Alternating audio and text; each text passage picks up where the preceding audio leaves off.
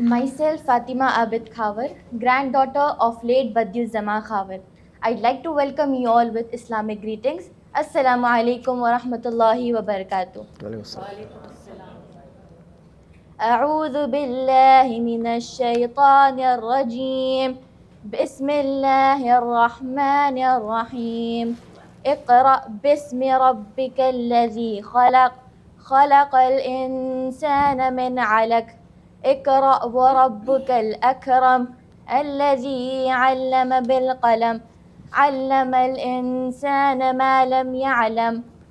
پڑھ اپنے رب کے نام سے جس نے پیدا کیا انسان کو علق سے یعنی جمے ہوئے خون سے جیسے خون کا لوتھڑا. پڑھ اور تیرا رب بڑا کریم ہے جس نے قلم کے ذریعے علم سکھایا انسان کو وہ سکھایا جو وہ نہیں جانتا تھا. سورہ علق ورسز 1-5.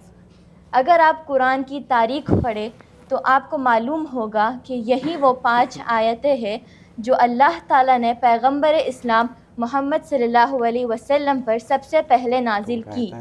جب یہ آیتیں نازل ہوئیں تو اس وقت سارا عرب جہالت اور گمراہی کے اندھیرے میں بھٹک رہا تھا. نہ انہیں زندگی کا مقصد معلوم تھا، نہ اپنی منزل کا پتہ تھا، اور نہ ہی یہ معلوم تھا کہ اس منزل تک پہنچنے کے لیے انہیں کس راستے پر چلنا چاہیے. نہ وہ یہ جانتے تھے کہ ان پر اللہ کا کیا حق ہے، اور نہ انہیں اس بات کا احساس تھا کہ لوگوں کے حقوق ادا نہ کرنے کا انہیں آخرت میں جواب دینا پڑے گا. عریانیت کا یہ عالم تھا کہ لوگ بے حیائی کے ساتھ برہنہ کعبے کا طواف کرتے تھے. عصبیت کا یہ حال تھا کہ چھوٹی سی بات پر قبیلے سالوں سال آپس میں لڑتے رہتے. سود اتنا عام تھا کہ قرض دار سود ادا کرتے کرتے ہی اپنی زندگی ختم کر دیتا لیکن قرض سر سے نہ اترتا.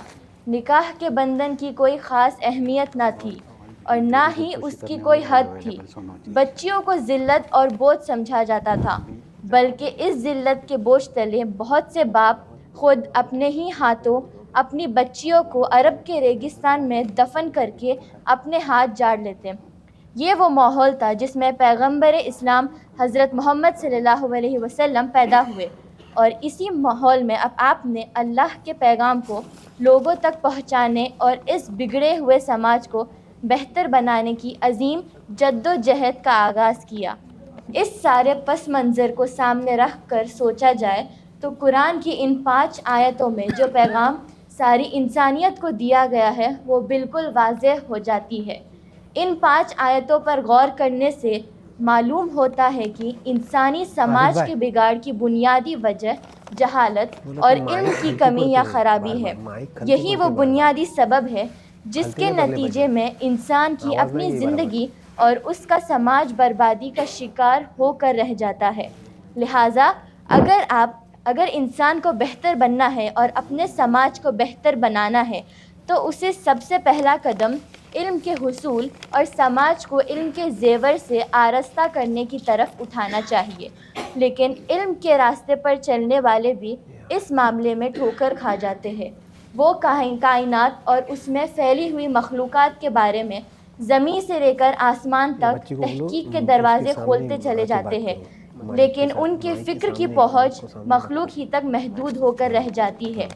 کاش کہ وہ ایک قدم اور بڑھاتے اور یہ سوچتے کہ اتنی بڑی حیرت انگیز کائنات اور اس میں موجود مخلوقات اور اس میں بنے ہوئے یہ قوانین یوں ہی اپنے آپ نہیں بن سکتے.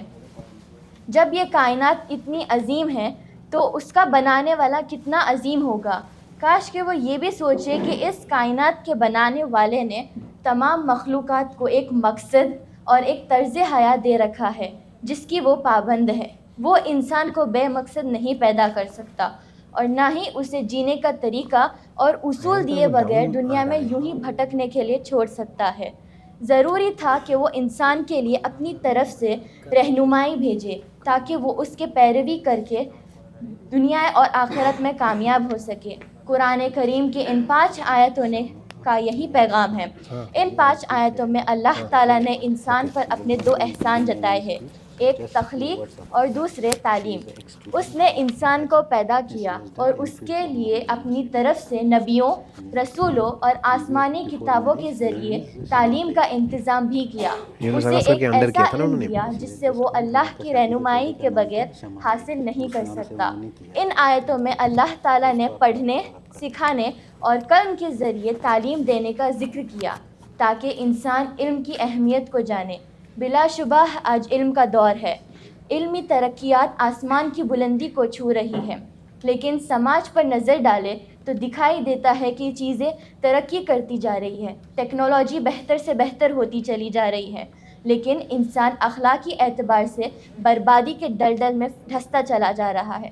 کتنی بھیانک ہے وہ دنیا جس میں ساری چیزیں ترقی کر جائے اور انسان اپنی انسانیت کھو کر جانور سے بھی زیادہ خونخوار اور مشین سے بھی زیادہ بے حس ہو کر رہ جائے۔ آج ہم اس بزم میں یہی پیغام دینا چاہیں گے کہ ترقی کے اس تیز رفتار دور میں انسان کی انسانیت کو بھی جگانے کی کوشش کرے تاکہ دنیا امن و امان کے ساتھ آپسی ہمدردی کے ساتھ اپنی منزل کی طرف بڑھ سکے۔ جزاک اللہ خیراً، والسلام علیکم ورحمۃ اللہ وبرکاتہ۔